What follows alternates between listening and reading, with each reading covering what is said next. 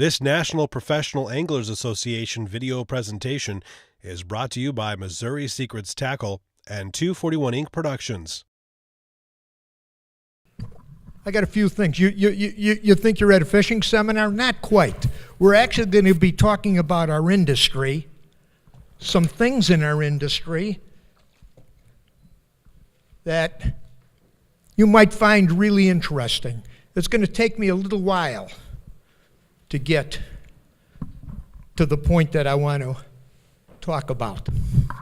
First of all, I want to take a moment to thank Pat and the whole crew at the NPAA for the opportunity to be here and just share with you some things that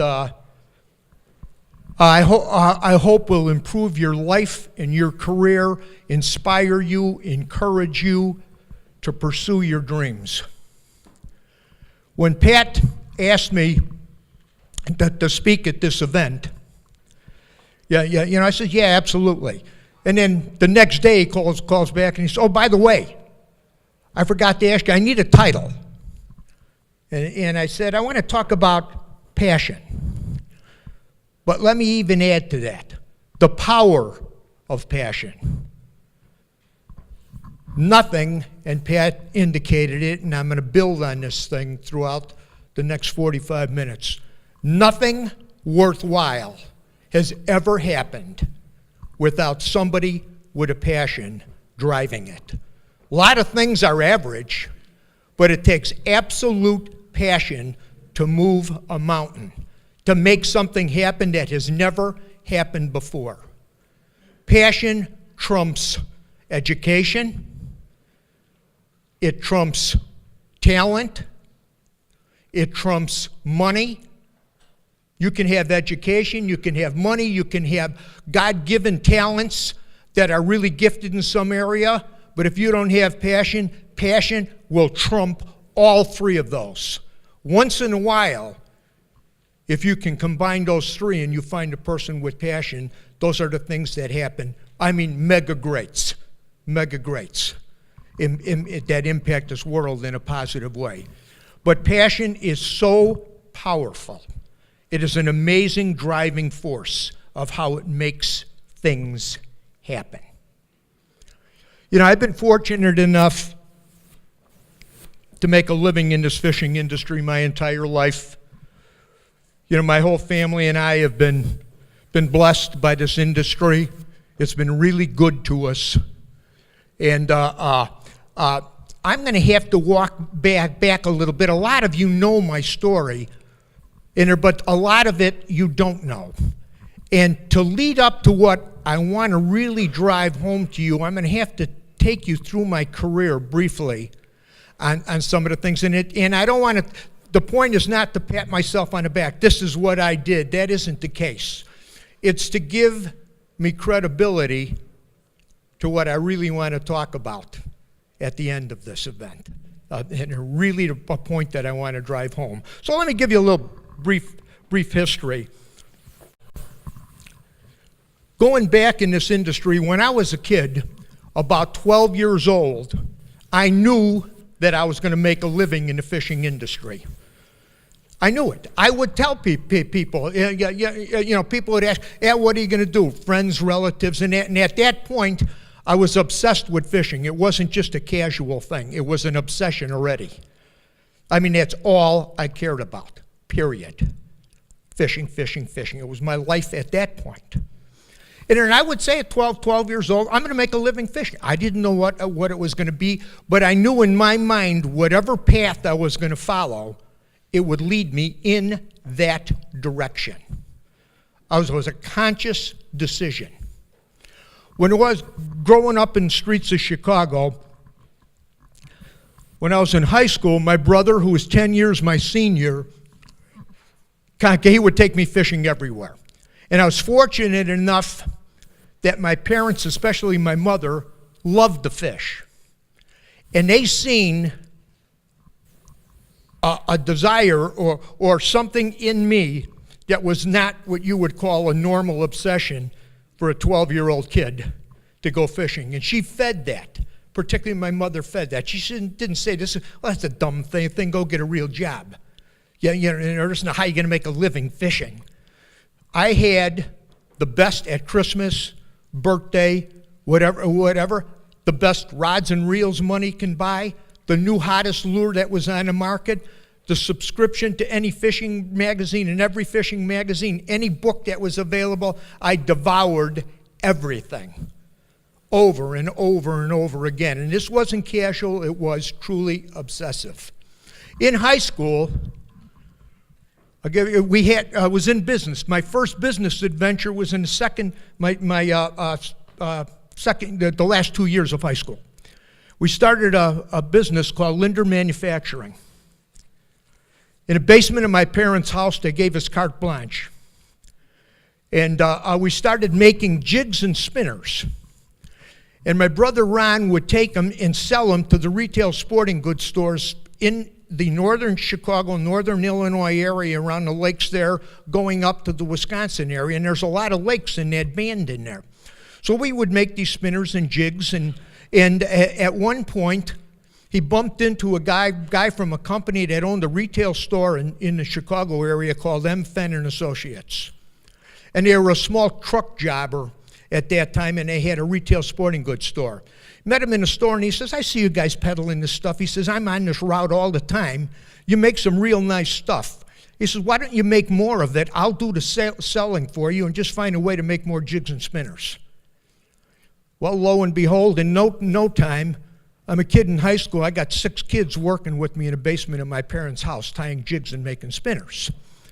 And we couldn't get enough of them out. We kept making them. He would come on Saturday mornings, pick them all up, haul them in the back of his truck, and sell them to all the small retail sporting goods stores in that area out on the Lakes region. And we did that for 2 years. That was my first exposure to being in business. At the end of those 2 years, they said, I want to buy this business, buy you guys out. We sold it to him. Shortly after I graduated from high school, I headed for Hayward, Wisconsin to live my dream, the next step of making a living in the fishing industry. I went up to be a fishing guide. Prior to that, I grew up in the Hayward area on Grindstone Lake. My grandmother had a cabin on a lake. I spent all my summer vacations there with her, and I learned how to fish there. On Grindstone, Coudray, Johnson Lake, the Chippewa Flowage, all of those lakes in that area. All I did was fish and fish and fish and fish. So I had a reputation for some of the resorts in the area of catching a lot of fish. So it was an easy thing. I left shortly after I graduated from high school. I never went to college. I went up to be a fishing guide. That was my dream. So I ended up spent 2 years up there. I did some painting off and on in between guiding. And it was during the time Vietnam was just starting to come into its own. And the draft was on. I got a call from my mom. I got an invite from, many of you here know that the opening words said greetings. Yeah. So I went back. She said, you got to come in and get your physical register for the draft. So I drove back to Chicago, did the registration, did my physical. I spent a couple of days, and I figured, I'm 20 years old. What am I going to do with my life next? I'm kind of doing some searching. And I said, I'm going to go call them up. I'm going to push my draft number up. I called, so I said, can I push my draft number up? And she said, certainly, young man. We'll take care of you. The next thing I knew, and I was on a bus for Fort Knox for basic training. Then I went to Fort Gordon, Georgia.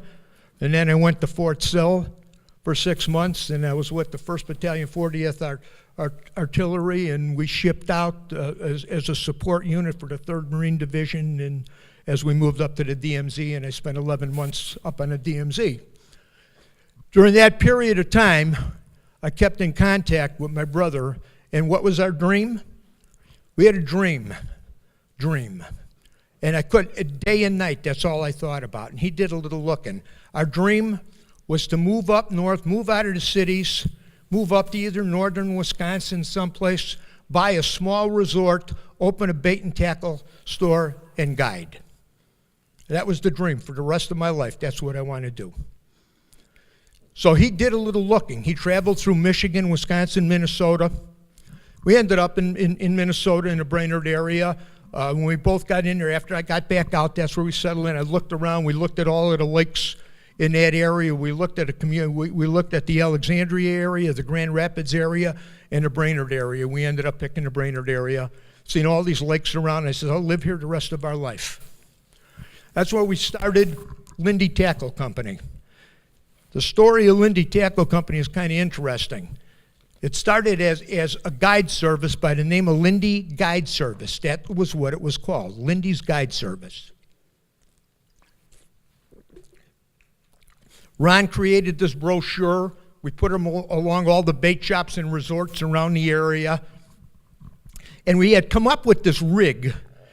We learned how to fish with a simple egg sinker, about 18 to 20 inches of line with a night crawler on the end of it, and you catch a lot of fish doing this thing. No big secret. But the one thing, the sinker would snag up a lot. So Ron's sitting one winter day, he starts making a plaster mold out of plaster Paris, and he comes up with this silly looking sinker that looked like a shoe. And lo and behold, this thing fished through the rocks really good. Bounced off of stuff, and it worked good. So we poured a bunch of them up, gave them to some of the other guides, and in this what Guides League is, the guide service was building there. And when you take your clients out, you'd re-rig them, you'd hook them up with this slip sinker system, the live bait rig, and you put it on a rod, you went out. When it was all done, you just left it on the rod, and that was the deal. And then at that time, we would take pictures of the fish, the bait shop, which was Nisswa Bait and Tackle. They would take pictures of the stringers of fish, and they'd run them in a sports page in the newspapers. And it would say at the bottom, caught on Lindy's rig. They called it the name of the guide service, and they said, where'd you catch them on Lindy's rig?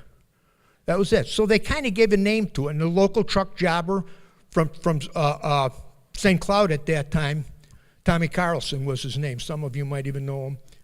And he come back in and he says, there's people asking for this Lindy's rig. Why don't you guys can you make a bunch of them up, stick them in a package or do something? I get people calling all the time. So we made a bunch of them up, and lo and behold, Lindy Tackle Company started. Our friend Nick Adams, who ran the company for many years after that, got involved with us. The three of us owned the business, and we sold, the first year it was like 8,000 rigs, and then went to 80,000, and went to 800,000, and now I don't know how many millions it is. And it lifted that business and skyrocketed it. During that period of time, the Arrayovac Corporation came to one of our industry shows, like an ICAST show, but at that time it was American Fishing Tackle Manufacturers Association, and it was in Chicago. And they decided that they wanted to enter the leisure field, and they targeted fishing as a good business opportunity for them.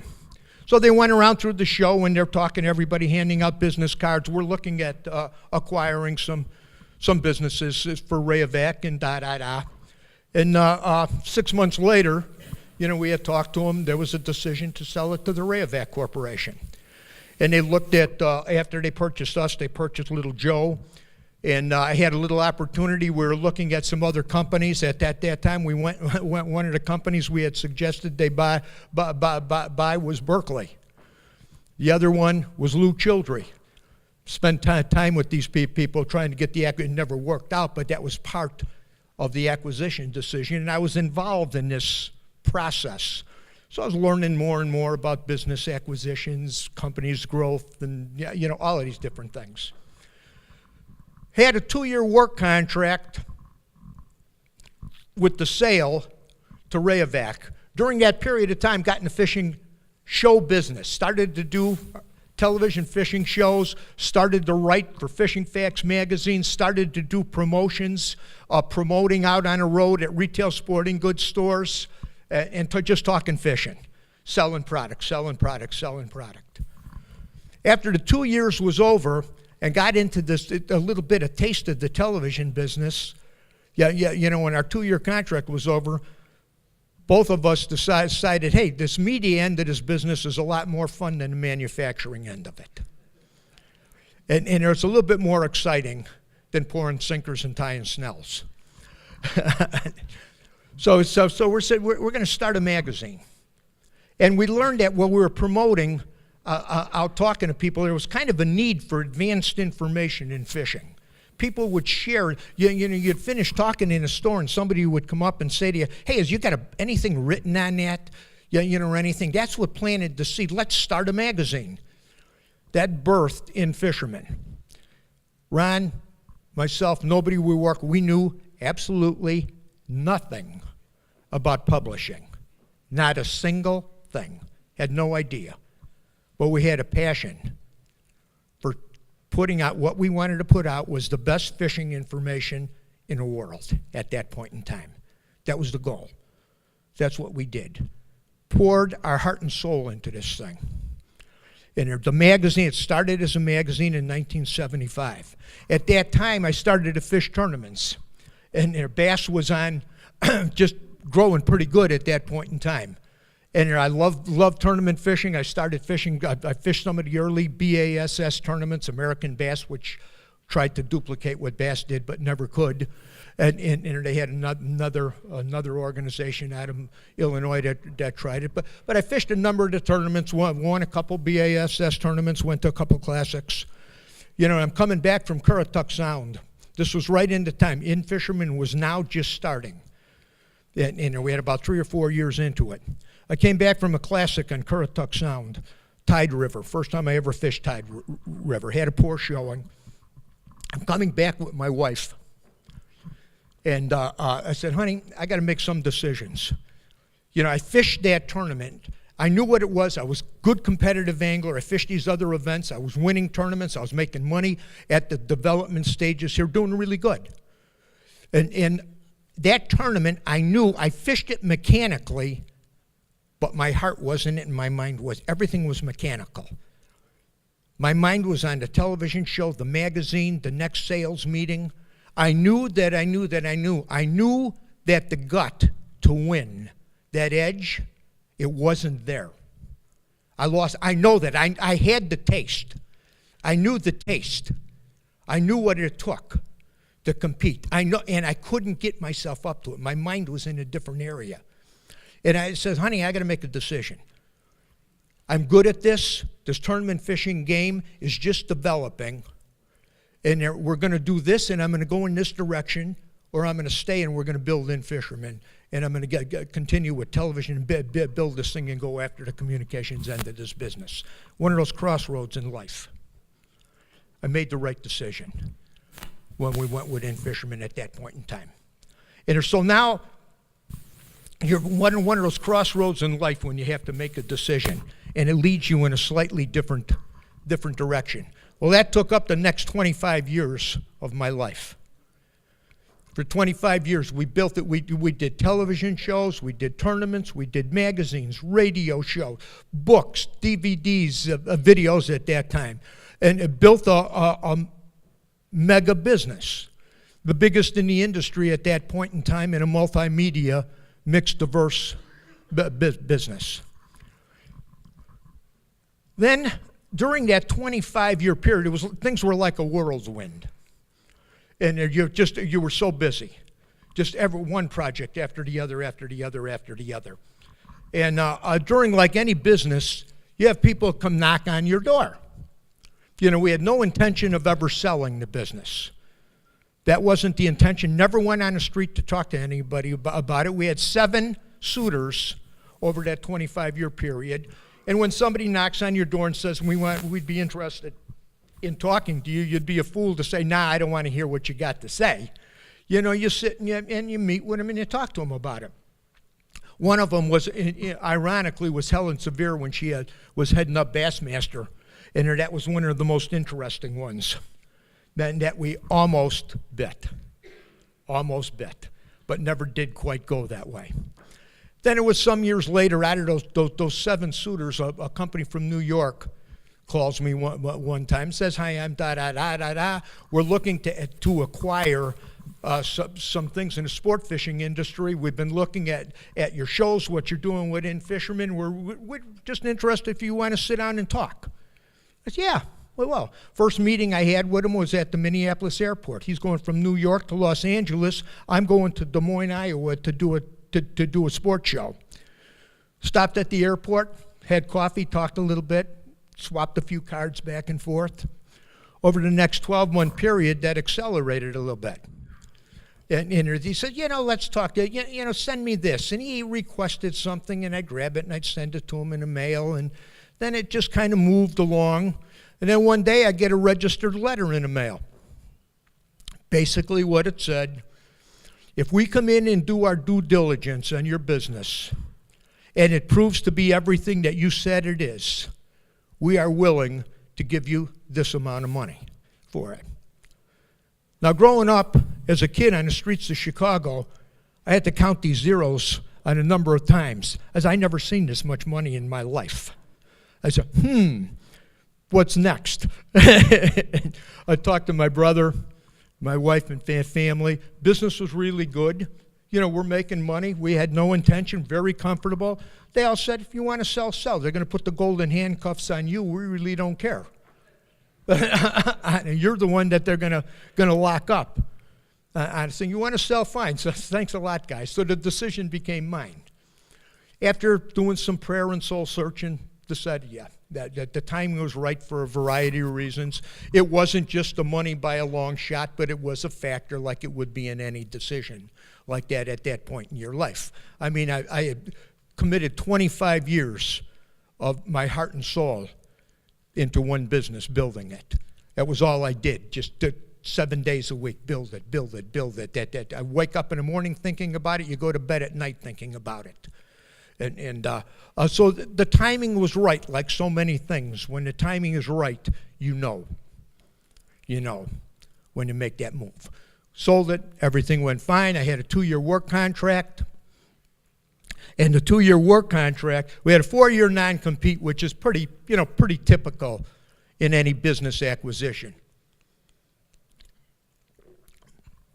Then they gave me a 2-year work contract, and what my job was to restructure the entire management team and get myself out of a job so nothing would go through me anymore. That was it. Reorganize the management team, fit it into their operating mode, and report into New York City with it. Reorganize everything that was happening in Brainerd, Minnesota, and make it work that way.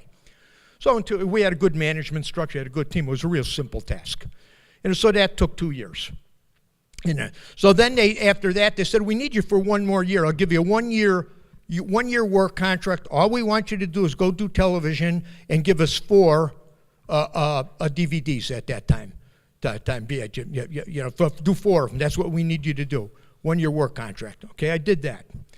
Then it was the last year of my non-compete, and I'm just kind of thinking, what am I going to do with my life? I talked to my wife. She says, what? You're 55 years old. You got all the money you'll ever need. We're comfortable. What do you want to do? Where are we going to go? What's the desire of your heart? And I said, I really love doing television. I like doing television. And she says, well, why don't you go do it? So I thought about that for a little while, and then one day I'm running. It's a middle of early February. I'm running at home, and those of you that know anything about me and know my history and follow my career to any extent, 2 things are really important to me in my daily life. It's fishing industry, and my faith. They're a part of my everyday life, everything I do. And so I'm thinking about this show, the direction I want to go with this thing, and I'm running it, and the thought just comes into my mind. I believe it was inspired. And so I want you to get back into business. I want you to go do television, but I want you to tie in something uplifting at the end of that show from the Bible, which will be an encouragement to people. I want something that is uplifting and to come out of that you experienced in your life or somebody else, but I want that to be tied into the show. That's what planted the seed for Angling Edge the way it is done today. That's where it came to. At that point, I came to Lindner Media Productions that my nephew, Jimmy and Danny, they already owned it. They had Lindner Media Productions, and they had a 1-year mega contract with the people from Rapala. And they had all the cameras and everything already being established. When I got this idea, we just brought the idea of the show underneath their production arm. And that started Angling Edge, which eventually went to Angling Edge and Fishing Edge. And the reason for two different shows is network exclusivity on titles. That's why you have two different shows. So we ended up shooting, that's 26 weeks of shows. Where we are today as we grew into the production end of our business, the media end of our business, had the busiest year we have ever had. For somebody that was wanting to do a little bit of semi-retirement, I got dragged back in to be a little bit more busy this year. We produced 5 television shows in 7 months. We created 65 half-hour fishing shows in 7 months. Shot and are just finishing editing them right now. 65 half-hour shows in 7 months, all with a different piece of editorial focus. It was Angling Edge, Fishing Edge, Lund, the Ultimate Fishing Experience, Angling Buzz, and a new show that the province of Ontario got a hold of us on, a travel destination show for the province of Ontario.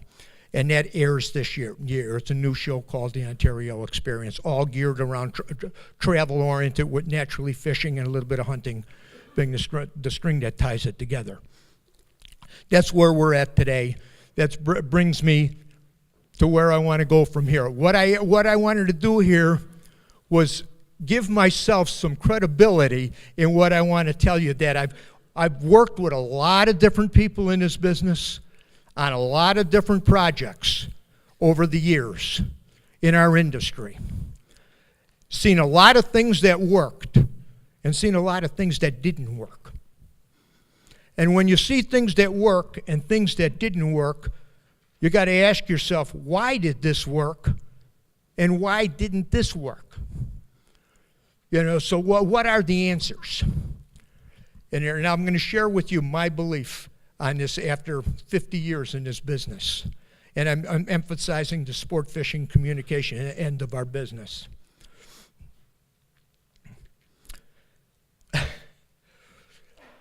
You're back to passion on this stuff. Those of us integral part of this business, this past year, our industry went through some major challenges. One serious big challenge. 5 major tackle distribution, retail sales operations, 5 biggies filed for bankruptcy to the tune of tens of millions of dollars.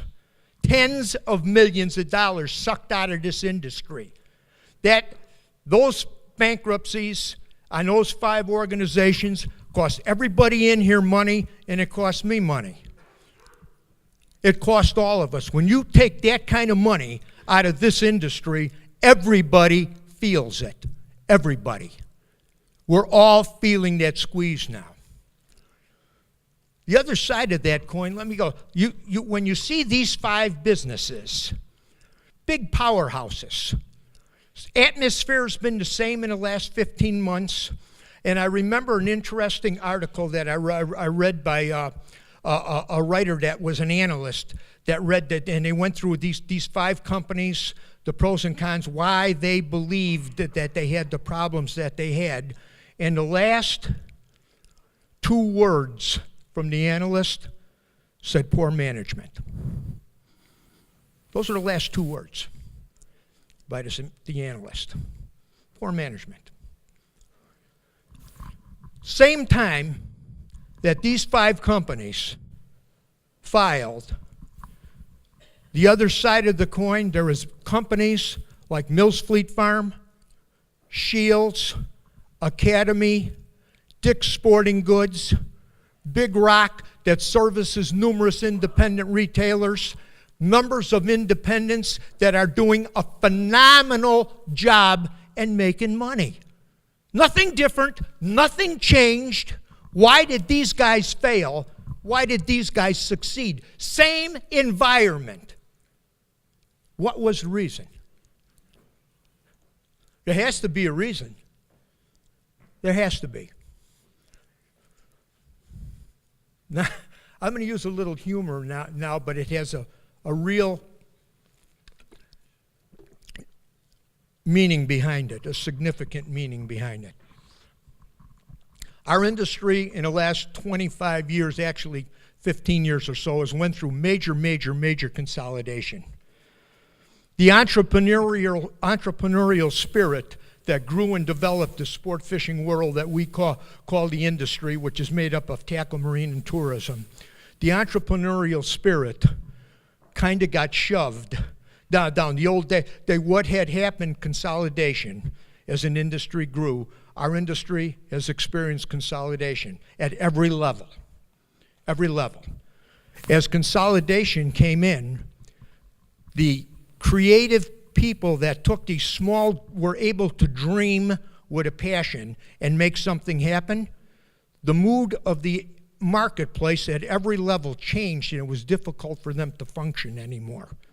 Very difficult to function. They basically got squeezed out. And you have a group in management positions, upper management, that we've never seen before. I often refer to them as the Hershey bar salesman or the Jay's potato chip salesman. They got in upper corporate positions. You might wonder why I got this up here. I seen Chase Parsons earlier today, and I said, Chase, I'm going to use you as an example on something, but I'm not going to embarrass you. He says, okay, as long as I'm not embarrassed. In Chase's earlier days, he had a real passion for golfing. And I understand that he was quite good at it. As he got into the industry, the passion changes at different times in our life, at different things. I asked, are you still passionate about golfing today? He says, no, not like I was then. His passion today is tournament walleye fishing, and he's good at it. His passion today is to do the best television show he could possibly do, and he's good at it. He's one of the young rising stars in our game. And he changed his passion from golfing to truly being a part of this industry in fishing and doing what he's doing today. That passion changes. One of the issues that I know in corporate America today, as far as this industry goes, that is causing us some of our problems, we have more people in upper management that know more about a golf club and a little white ball than they do about a fishing rod and a spinnerbait. And that's our problem. And it's a big problem. They don't want it, nobody wants to admit it. They don't want to talk about this. But when you lose the passion, the people that are in upper management, when they organize a meeting, their whole life is revolving around where's the golf course that we're going to go at while we're having our corporate meeting, when it should be what body of water are we going on, and during our break time, we need to be out fishing, not on that stupid golf course. That's costing you money.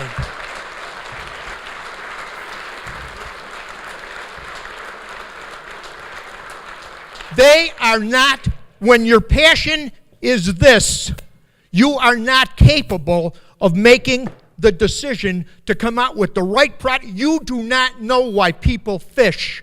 They don't know why we fish, and it has never changed. It's for one reason. They do market surveys. We hear all this stuff. Why do people fish and continue to fish? Because they had a good experience. What is the good experience? They caught fish. The more fish, the bigger fish, the better the experience. Bottom line, that's why people fish and continue to fish. It isn't because of the beautiful ducks flying over my head. It isn't about the beautiful sunrise in the morning. It isn't about that nice sunset in the evening. It isn't about the fun time that I spent with my son. Yeah, that's kind of fun, but that is not the reason. This industry lives and dies by catching fish. The more fish, if you're a guide or a tournament fisherman like many of you are here, when you got a tough day, are you having fun? Huh? Does it feel really, are you looking at the turtle on the logs? This is what drives this business, and when the people that are in upper management don't understand that, that's why we have some of the problems that are costing us a fortune today. It's costing you money, and it's costing me money.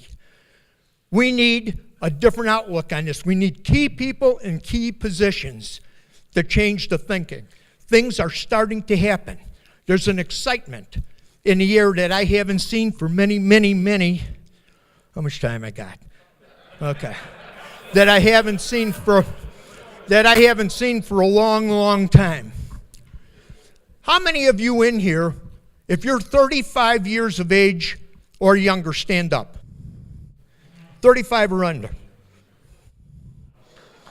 Very good. Very good. Okay. You're the future of this game. You're where this game is going. The rest of us are at the midpoint in our career, or some of us are at the tail end of our careers.